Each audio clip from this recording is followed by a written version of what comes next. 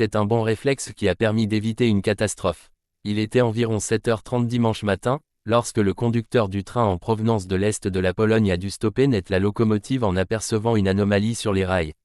L'engin s'est immobilisé à temps pour éviter de dérailler, explique notre correspondant à Varsovie, Adrien Sarlat. Nous sommes sur les lieux de l'explosion, qui avait probablement pour but de faire exploser le train, a déclaré sur place le Premier ministre Donald Tusk, venu constater les dégâts.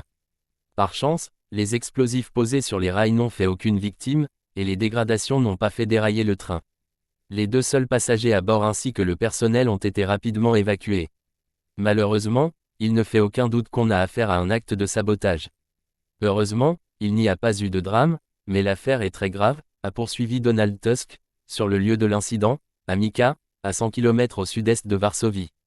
Sur le réseau social X, le Premier ministre a encore dénoncé « Faire exploser une voie ferrée est un acte de sabotage sans précédent visant la sécurité de l'État polonais et de ses citoyens. » De plus, cette route est aussi d'une importance cruciale pour acheminer l'aide vers l'Ukraine, a-t-il ajouté.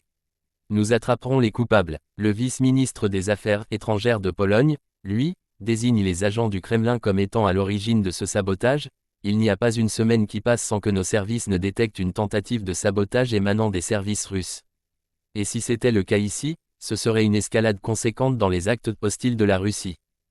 Une enquête va être ouverte sur les dommages causés, a annoncé lundi 17 novembre dans la soirée le parquet national polonais, qui a qualifié ces actes de « sabotage à caractère terroriste » commis pour le compte d'une organisation étrangère.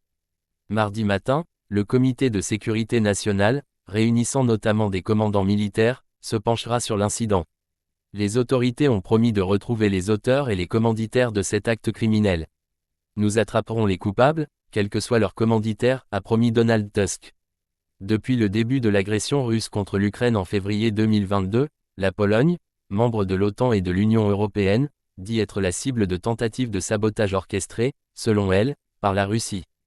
Par mesure de précaution, l'armée continue d'examiner le prolongement de ce tronçon ferroviaire si stratégique, qui relie la capitale polonaise à la frontière ukrainienne.